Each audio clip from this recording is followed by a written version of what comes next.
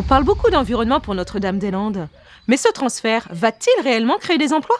D'abord, ce projet, ce transfert de l'aéroport, il est important pour le développement de notre territoire, pour la capacité de l'ouest de la France et pour la capacité de la métropole nantaise à rayonner. Il y a une vraie question pour le territoire national. Est-ce que c'est simplement quand on habite à Paris qu'on pourrait être directement connecté aux grandes villes européennes et internationales? C'est important pour notre territoire.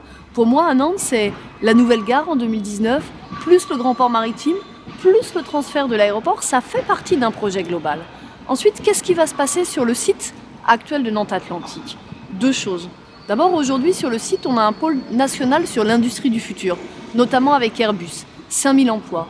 Demain, ça nous permettra de faire venir d'autres entreprises, de conforter ce pôle pour en faire un pôle européen et de doubler le nombre d'emplois. Ça, c'est la première chose qu'on fera sur le site. La deuxième, 110 hectares consacrés à une forêt urbaine. Parce que pour nous, pour moi particulièrement, la question environnementale, elle est importante. Cela concerne la protection du lac de Grandlieu, zone Natura 2000. Cela concerne les nuisances sonores. Et moi, je souhaite que les Nantaises et les Nantais, et pour des questions de sécurité, et pour des questions de nuisances sonores, puissent voir leur qualité de vie améliorée. Et puis, ça concerne surtout la lutte contre l'étalement urbain. Dans une métropole qui doit accueillir 75 000 habitants supplémentaires, si on ne peut pas construire, sur Bougnay, par exemple, sur le quartier des Couets, alors on devra construire en 3e ou en 4e couronne de l'agglomération. Et ça, c'est pas bon pour l'environnement. Donc ce projet, il est important pour l'emploi, j'insiste. D'abord pour l'emploi, pour l'économie et aussi pour l'environnement. À Notre-Dame-des-Landes, aucun bourg ne sera survolé. Alors que si l'aéroport reste ici, est-il vrai qu'à l'avenir, 80 000 Nantais seront dans la zone de bruit et de danger? Actuellement, les avions qui survolent à basse altitude la ville de Nantes, vers la piste, suivent une trajectoire d'approche fortement décalée par rapport à la piste. C'est une approche qui ne survit que par dérogation. Pour répondre à des normes internationales, il faudrait mettre en place une procédure d'approche de précision dans l'axe de piste cette fois. Les avions survoleraient alors l'Erdre, la Tour de Bretagne, jusqu'à la piste.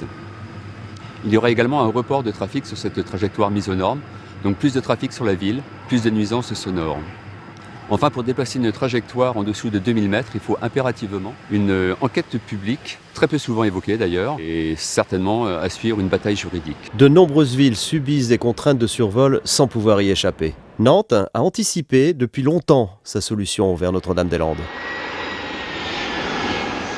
Les objectifs aujourd'hui, ou la tendance, les hypothèses prises en compte, c'est 6 millions de passagers à un horizon 2025. Donc c'est un horizon très très bref, c'est moins de 10 ans, c'est environ 50% de mouvements en plus attendus dans cette même période. 50% de mouvements en plus, ça veut dire que le bourg de Saint-Anne-Grandlieu ne pourrait plus vivre. Un bourg sans vie, c'est une commune qui n'a plus de bourg, une commune qui disparaît du paysage. Si toutefois la décision était prise en ce sens de maintenir nos Atlantiques, il faudrait de toute façon agrandir et étendre la piste vers le sud, donc avec un impact environnemental très fort, notamment vers Grandlieu, la loi littorale, un site Ramsar, un site international depuis 1995. Si toutefois encore les autorisations étaient données, ce serait reculer pour mieux sauter, puisque à un horizon de 15 ans derrière, il faudra délocaliser à nouveau, donc ce serait du gâchis d'investissement sur ce site. J'entends dire Notre-Dame-des-Landes est un projet pharaonique. C'est le contribuable qui va payer? C'est un projet d'envergure moyenne. Le coût total est de 560 millions d'euros.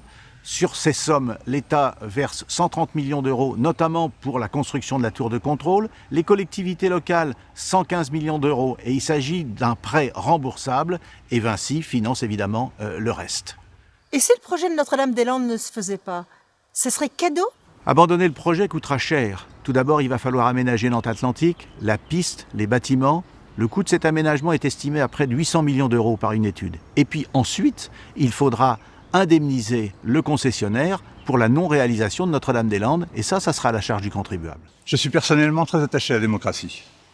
Comment peut-on admettre qu'une minorité puisse prendre en otage les élus de droite comme de gauche sur un tel projet? Mais justement, il ne faut surtout pas l'admettre. Et moi, je pense que la meilleure garantie qu'on obtienne enfin l'évacuation de la ZAD, qui crée tant de violence depuis des années, c'est justement de voter pour le oui, pour le transfert à Notre-Dame-des-Landes, parce qu'il y aura des travaux et qu'on sera certain que l'évacuation sera faite comme préalable. Alors Notre-Dame-des-Landes, c'est un projet d'avenir. C'est un projet d'avenir d'abord sur le plan de l'emploi, sur le plan de l'économie. Pourquoi? Tout simplement parce qu'on est au bout du bout de l'Europe. On est à la pointe ouest de l'Europe. Et il faut impérativement qu'on reste connecté avec le monde, avec l'Europe pour pouvoir développer nos emplois. C'est absolument capital. Et puis c'est en même temps un bon projet sur le plan de l'environnement. Pourquoi? Parce que ce sera le premier aéroport qui sera haute qualité environnementale. Et je pense que ça, nos jeunes peuvent le comprendre. C'est aujourd'hui l'enjeu, les jeunes générations, et c'est capital pour l'emploi de demain et pour faire en sorte que notre jeunesse puisse avoir une perspective professionnelle. Ce sera cool ce nouvel aéroport. Bah, y a plus qu'à voter oui.